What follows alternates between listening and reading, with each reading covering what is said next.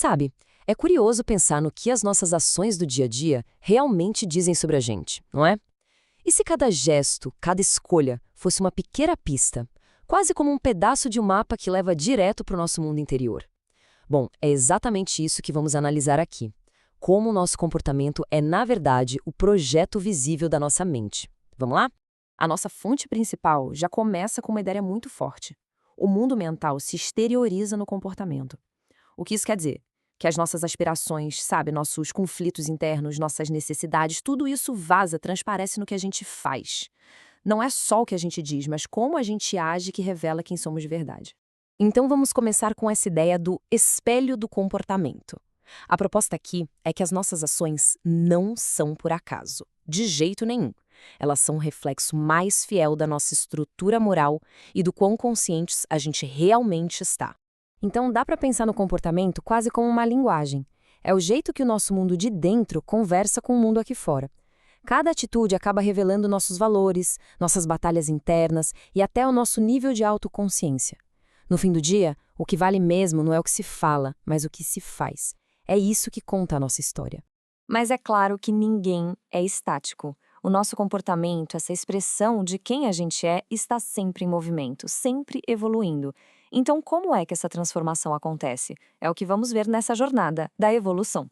O que a gente vê aqui é um contraste bem interessante. De um lado, tem um estado primário, que é mais guiado por paixões brutas, reações agressivas, pelo egoísmo. Do outro, um estado que já evoluiu, mais focado em ideais de beleza, em crescimento íntimo, na autorrealização. A fonte nos diz que essa é a jornada natural da consciência humana, sair do puro impulso para chegar na intenção.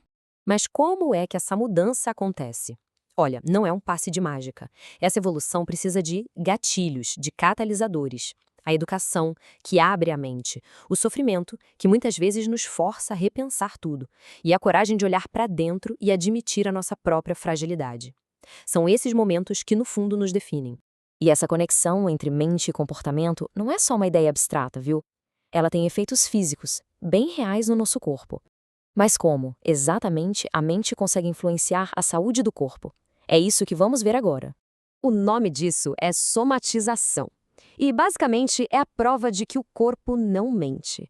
Quando a mente está em conflito, sabe, cheia de pessimismo ou pensamentos tóxicos, o corpo sente o baque. Ele reage, transformando essa desarmonia interna em sintomas físicos bem reais. E aqui a gente vê como isso aconteceria na prática. Primeiro, a mente envia sinais, que a fonte chama de ondas mentais. Essas ondas viajam pelo corpo todo até chegar nas nossas células. E aí, dependendo da natureza desses sinais, se são de calma ou de estresse, por exemplo, as células respondem. Elas podem trabalhar em harmonia ou entrar em desordem. E o cérebro tem um papel fundamental nisso tudo, um papel bem físico. Ele funciona como uma verdadeira farmácia interna. Pensamentos positivos liberam químicas de bem-estar, como as endorfinas. Já a negatividade? Bom, ela pode liberar substâncias que, segundo a fonte, acabam prejudicando e desorganizando todo o nosso sistema. Isso nos coloca diante de uma escolha bem clara, né? Se os nossos pensamentos têm consequências físicas tão diferentes, qual é o poder que eles realmente têm sobre a nossa vida? Vamos olhar isso mais de perto. Essa tabela resume tudo de um jeito muito direto. De um lado, pessoas com humor mais irritadiço, amargo, acabam produzindo enzimas que nos deixam mais vulneráveis a doenças. Do outro lado, pessoas otimistas, confiantes, estimulam enzimas que são benéficas, o que fortalece a imunidade. A conexão entre o estado da mente e a saúde do corpo é direta, não tem como negar. Ok, então, sabendo de tudo isso, o que fazer?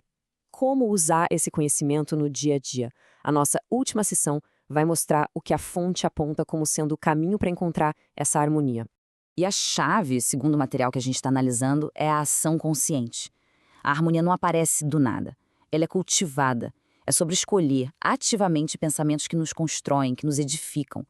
Isso cria uma disciplina interior que, aos poucos, gera hábitos saudáveis. E o resultado é um comportamento muito mais equilibrado. Para chegar nesse estado ideal, a fonte sugere um guia específico. Aponta que os ensinamentos de Jesus Cristo podem servir como uma diretriz segura, ajudando a mente a cultivar e a irradiar esses pensamentos de amor e de vitalidade que promovem o bem-estar não só pessoal, mas coletivo. E qual seria o grande prêmio desse trabalho interior?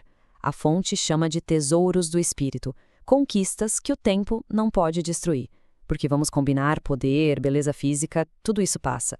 Mas a harmonia interior, a fé, a certeza e a comunhão, isso seria a base de uma vitória real, uma vitória que dura. E assim, a gente termina com uma pergunta para reflexão. Se cada ação nossa é como uma pincelada que pinta o retrato de quem a gente é, a questão que fica é: que obra de arte estamos criando com as nossas escolhas de hoje? A resposta, no fim das contas, está em cada pensamento que a gente escolhe alimentar.